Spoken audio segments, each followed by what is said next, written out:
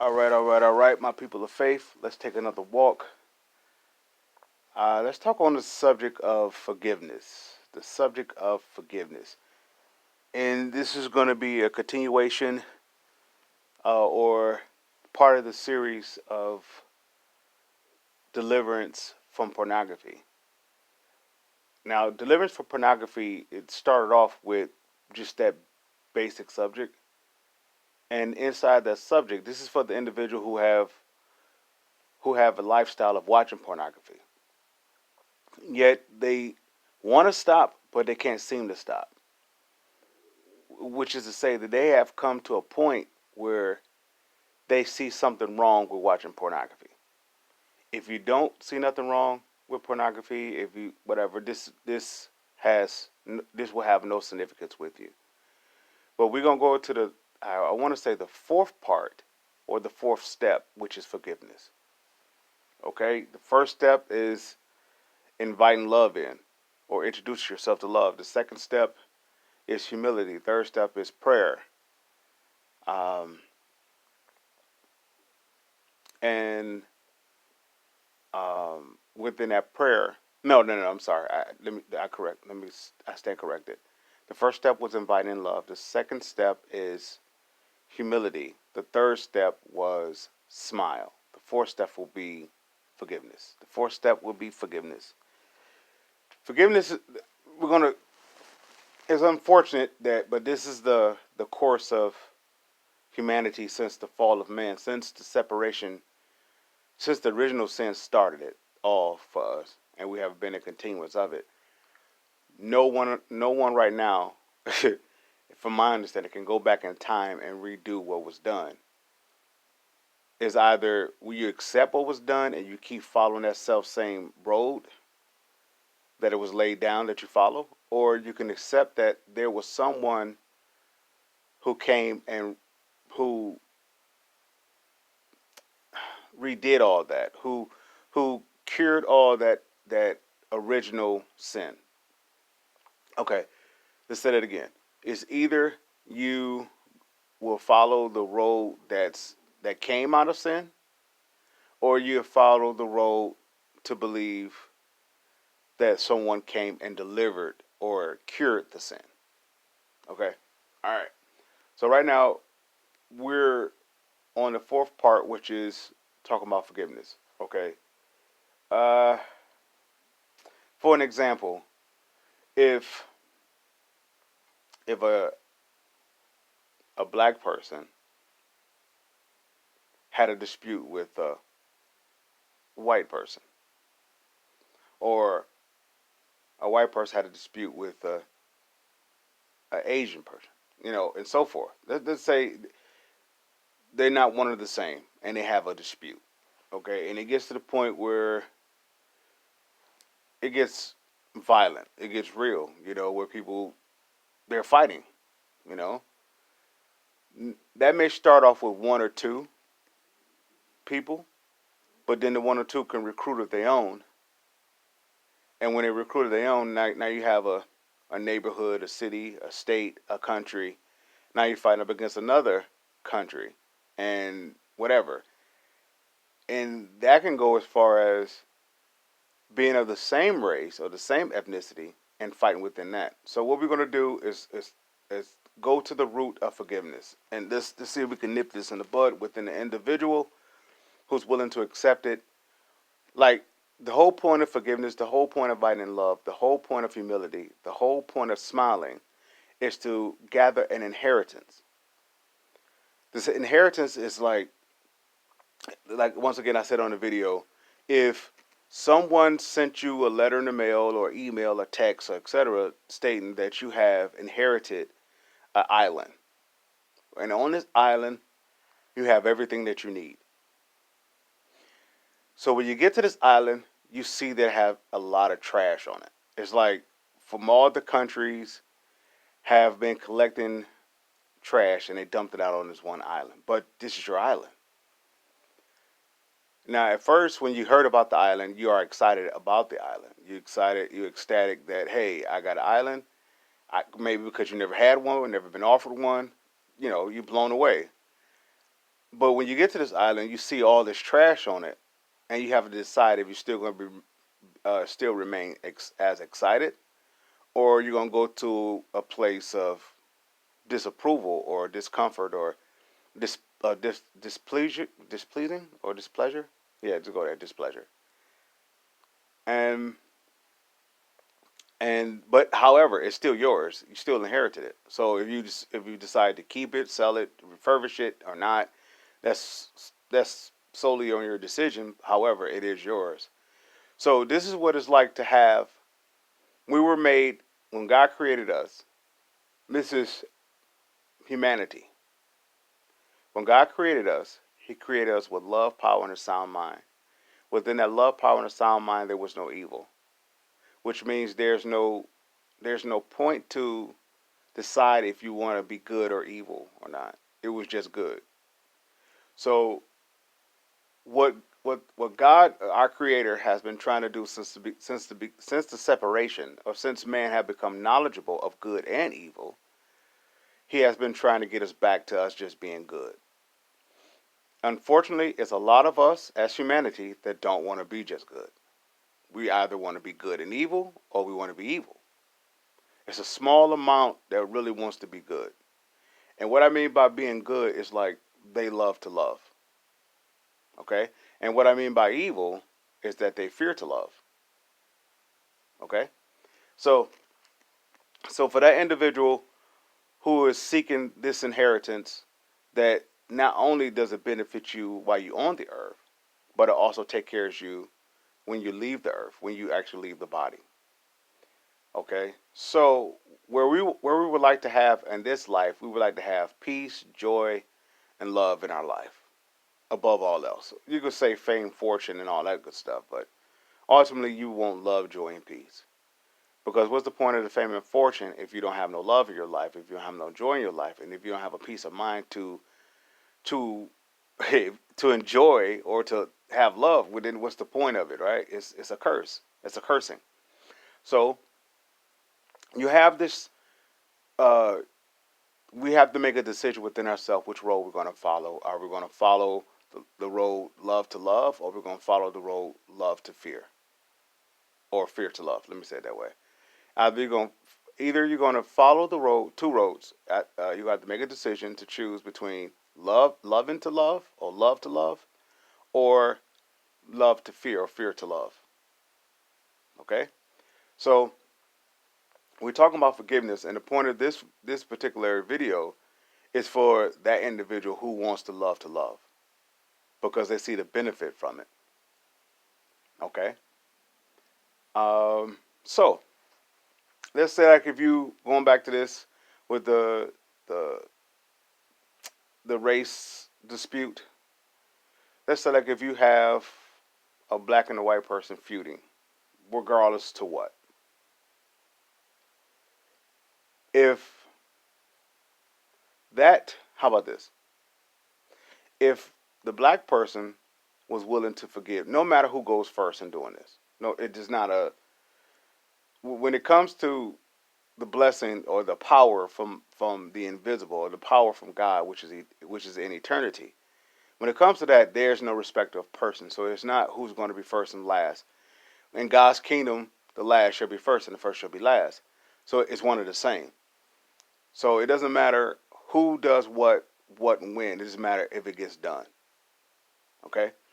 So if the black person were to forgive the white person, and let's say the white person was able to forgive the black person. Okay. Let's go with the white person forgiving the black person. That if that white person forgive the black person, that white person will empower such a force within him that when he goes into his household will feel the effect of the presence of God. Right? Because you on multiple facets, on multiple perspectives, the white person don't have to forgive the black person. For one, they're not the same. In terms of finding a reason to be separated. that we're talking about sizes, shapes, colors. We're talking things of that nature, structure, outside structure or outside stature.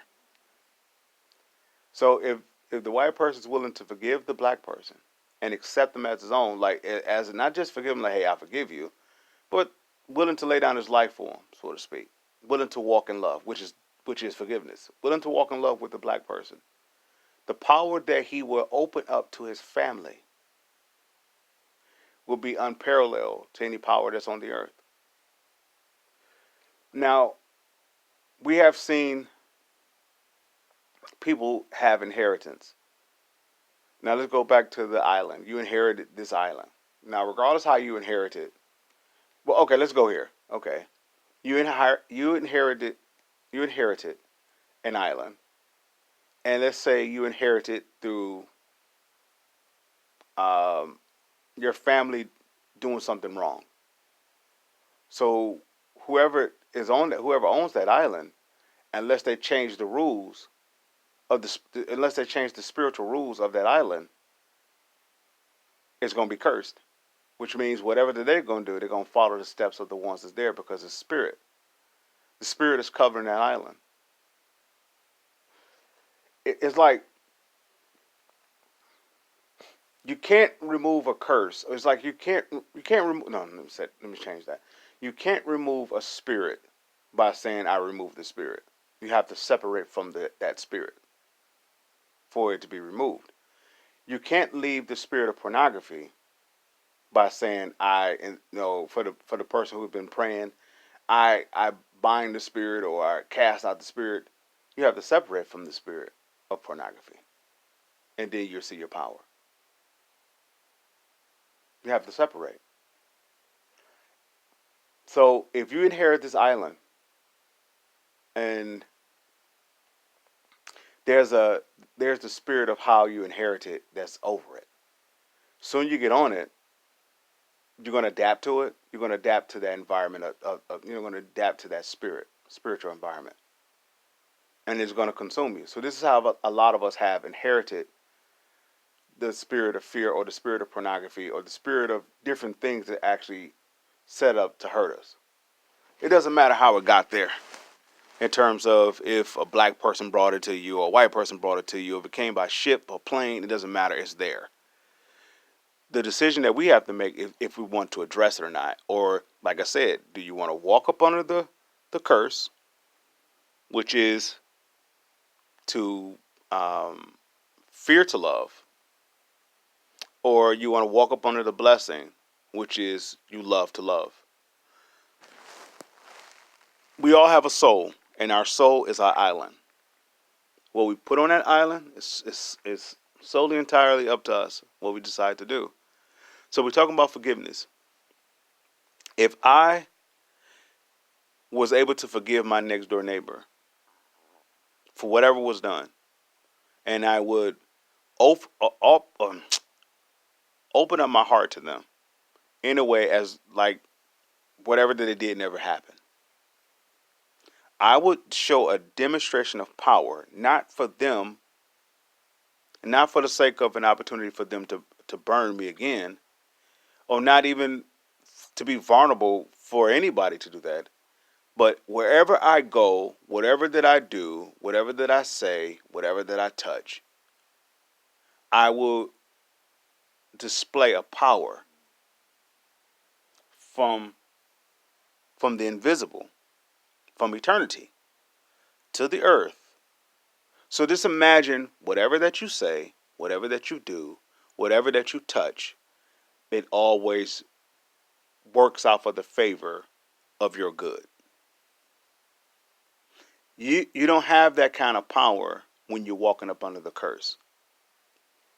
When you walk up under the curse, you're going to continue to do things, produce things, say things, think things that's going to keep reproducing the curse. Why? Because the root is inside of you. So you're only going to, put out branches that's going to produce fruit of the curse. And within that fruit, so like if you have an apple, within that fruit I mean, within that fruit, within that apple, if you were to cut open that apple, you will see seeds. You won't see one seed. You will see several different seeds. Several different seeds. You will see several seeds, which means those seeds can reproduce that apple. This is how we continue the curse of what we inherited from our loved ones. A lot of our loved ones may have had a lot of hatred within them, may have had a lot of fear within them, may have had a lot of doubt within them, may have had a lot of just evil within them. We can't go back in time and help them redo what they did. However, you may be an inheritant or may have inherited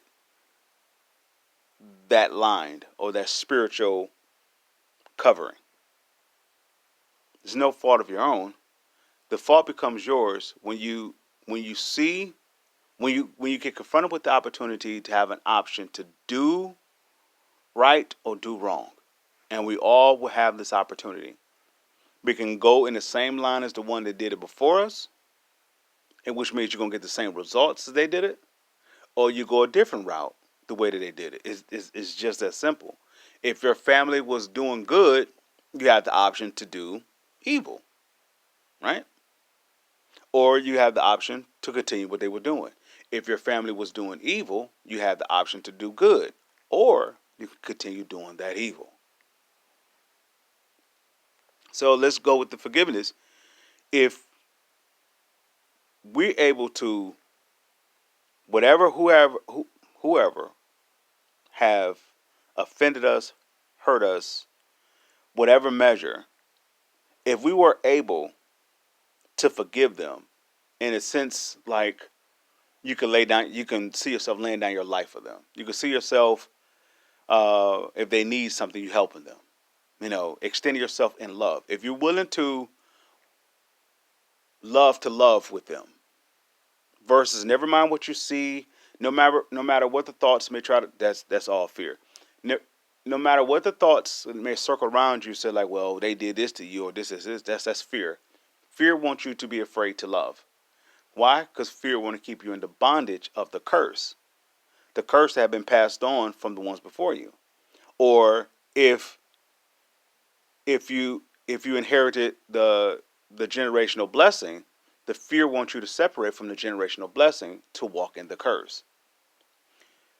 Fear goes beyond all of us. Fear started from the very beginning. And I'm going to break that down real briefly. Fear started in the very beginning, and this is before even Adam. Fear started when the moment that Lucifer decided that he no longer wanted to be in the circle of love with God. I want to say in the book of Isaiah, the 12th chapter. I'm not sure exactly. But if you were to Google Isaiah, you were to Google Lucifer wanting to be like the Most High. Well, Lucifer, I believe Lucifer got so full of himself that he walked out of love, which means you're going to compare, you're going to compete.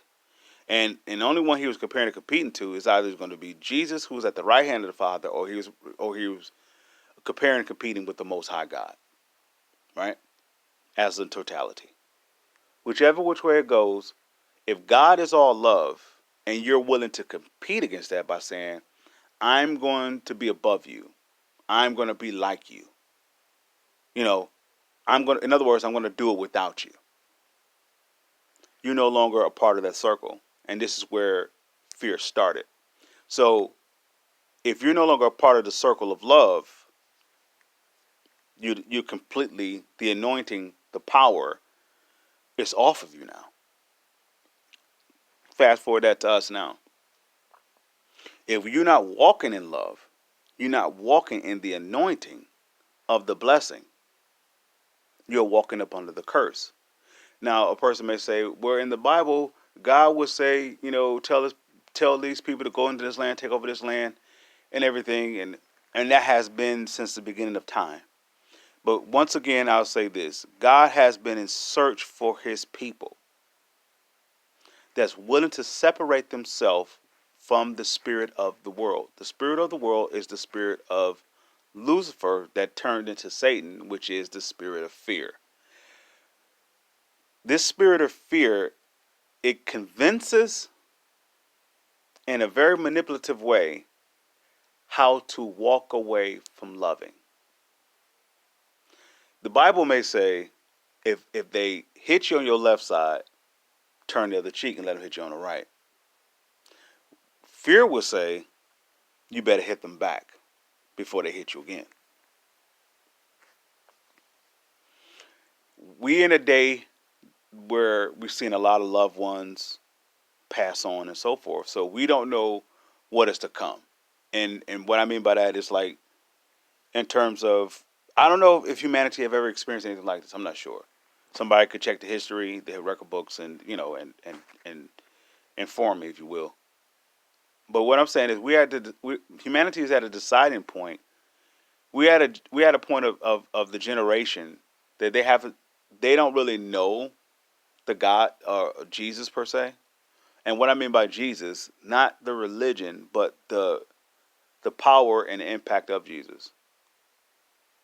So they're learning Jesus in a way that has been laughed at, made fun of, and made to be unpowerful, or he didn't do anything. Now, Jesus is bigger than flesh and blood. Whenever we're dealing with the blessing or the cursing, is bigger than flesh and blood. Whenever we're dealing with the blessing or the cursing, or love or fear, is bigger than flesh and blood. It's bigger than the knowledge of how tall you are, or that you have organs, and is bigger than all of that. It's a spiritual matter. If you don't know by now, you are a spirit. If you need proof, go to sleep. When you go to sleep, where do you go? Your body's laying where it's laying. It's where it's at. But where do you go? You go to different places because you're a spirit. This spirit has a soul, has a mind, will, emotion, intellect, and imagination. Which means it has the will to be able to create, the will to be able to process, the will to be able to well, I guess that could be enough. I can say so much with that. So within that will, you have the power to love, the power to have a sound, like, precise direction which way you want to go. You don't have to be confused. So if we are a spirit, then the blessing that we're looking to inherit, I mean, not the blessing, but what we were looking to inherit spiritually, is either going to be of good or of evil. With evil, is going to be a lot of, you're going to get what you want, but you won't be able to enjoy it. But when you have good, you get what you desire, but that enjoyment never runs out. It's like it's like if it were to go to the point where it's finna, like, die off, it rejuvenates itself. Like, wow, I didn't know that this was there. Like, imagine this: if you bought a car, and then if anyone bought a car, you understand this. When you buy the car, when you first buy, you're excited. As time goes on, you're not really that excited, unless that's your heart, that you love this car, which is going to regenerate that self-same excitement that you bought when you first originally bought it. If you don't love the car, it's going to fade off, and you're going to regret that you bought it. So this is what it's like to have the blessing, the cursing. The cursing is going to look like it's good when you first get it, that you're happy, but then all of a sudden it goes kind of down. You kind of regret that you got it, because it becomes troublesome to you. It becomes a pain. It becomes like a burden. Like, so many things start happening to it. It just seems like it's cursed. because more likely it is. But the blessing continue no matter what comes up against the blessing. No matter if you got the car, let's say like if the car was sent to you and it's a blessing, it's the blessing. No matter if you got a flat tire, it gets fixed. No matter if you get this, it gets fixed. But it gets fixed with no strain or no amount of effort from you. It gets done where you don't have to worry about it. It's a blessing, and this is the whole thing about being in line with the blessing. That it continuously is a continuance, like system of itself. It's a seed that keeps reproducing itself. So it can't help but to be blessed. So if you're walking upright with God, which is to love, this is no matter what the situation is. If your enemy is on fire, you give him some water. If you're willing to walk in love, if you're willing to love, the blessing covers you with such a power. Whatever that you say, do, touch, whatever, it prospers. It produces favor for you and your good. Now, most of us would like to have it this way. We want that type of blessing, but we don't want to get rid of the evil. We still want to have revenge, retaliation. We still want to make people pay for what they did to us. So we hold on to these grudges, and this builds up a wall of a a self-defense mechanism. And it's like a hatred develops, and what this hatred does, or what all that does, it's like a weed that's about to choke a flower. So if you're blessed, all of a sudden everything that you have becomes cursed. It falls apart. All because you're holding on to hurt. All because you're not willing to love to love. You're willing to fear to love. That means you're going to hold on to what they did to you. And if you're willing to hold on what they did to you, you're not going to walk in forgiveness. And that's going to hinder the anointing that's on your life. Everybody is inheriting to this anointing. Everyone on this earth. This is the okay. There is no reason for us to fight over crumbs. What I mean by crumbs, fame, fortune, all that good stuff is crumbs in comparison to what I'm talking about. There's no reason to us to fight. We all are descendants of this blessing. That's the whole point of why I put such emphasis on Jesus.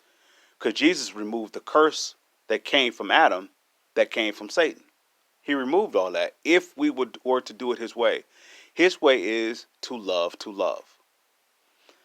Now, somebody would say, like, well, what if they keep hurting me? They keep abusing me. When you love to love won't put you in situations where you're getting stumped on repeatedly. Now, Jesus did what he did, and he got beat up pretty bad. And he gets beat up pretty bad by us. And he constantly forgives us. That's it for that person who's willing to receive what he did. If they can honestly get to the point where the Spirit of Jesus can talk to them and he could show them what he did for them, they can see the love that he gave. And then they can see in comparison how many times that he asked us to love and we refused to do it, that he forgave us. And we still are inheritors to this blessing. But if you're still up under the cursing, or up under if you're still up on this island of inheritance that is still holding on to hurt, still holding on to bitterness, still won't forgive, still won't forget, you're refusing, you fear to love. If you still want to hold on to that, then you will never see the Jesus that I'm speaking of. You can see him personally for yourself, where whatever that you say, whatever that you do, whatever that you touch, prospers. It just reproduces good. No matter what you buy, it always works out. You just bought the car. You put it on the street, you parked it on the street or parked it in the parking lot and somebody hit it. It instantly gets fixed. You don't worry about how, when, where, because it's all fear. You don't worry about that. Why you don't worry about that? Because you're still loving to love. You're not trying to love to love. The spirit of love has consumed you where it just comes out of you. So it's not something that you try to do. Like you may heard a believer or a Christian or anybody else may say, I'm trying to love, I'm trying to do right. You can't try, you will burn out. You have to have that spirit to be able to produce that spirit. In other words, an apple has to have a the seed of an apple within it to reproduce, be an apple. An apple can't have a seed of an orange and produce an apple. You have to have the spirit of love inside you. And for most of us, we have to step away from what we was raised up under. For most of us was raised up under a lot of hate, a lot of evil. And we wonder why we look at the ones that before us and we're like, man, I don't want their lifestyle. Well, then separate from their lifestyle. Their lifestyle is probably holding on to a grudge or holding on to some hurt, some pain. I mean, if you want the opposite of what they have, well, receive the opposite of what they have. Forgiveness. How about that? If anybody, it could be race related, whatever. If any person hurt you, disrespected you, it's going to be hard to swallow if you don't have love within you. If you're still up under that teaching or the teachings of how to hold on to hurt, walking in love is going to be very difficult. But look at it this way. If the way that you was taught is working out good for you, you don't need the blessing then. What I'm saying is, if the way that you have been doing it is beneficial to you, nothing shall ever go wrong in your life in that way. Our problem is we're going to all run into a situation where something is going to approach us that we don't want to be approached, want to approach us. How it responds to us, how we respond to it, how we react to it is solely on us, based upon what's inside of us. Adversity shows the true character. And the Christian faith, we know that there's a Satan. So Satan is going to come because he's walking up and down the earth, seeing who he can kill, steal, and destroy. No, he's going to come. How we respond to him based upon if he have authority over our life or he's going to start running from us. And if he's running from us, that means he's going to drop everything that he stole from us because he's coming to steal, kill, and to destroy us. If he's running from us, he's going to drop all the stuff that he stole and we go pick it all up. It's ours. But if we're running from him, he's not going to drop anything. And our life is going to be full of pain. But anyway, we're going to stop there about forgiveness. My people of faith, you are the blessed.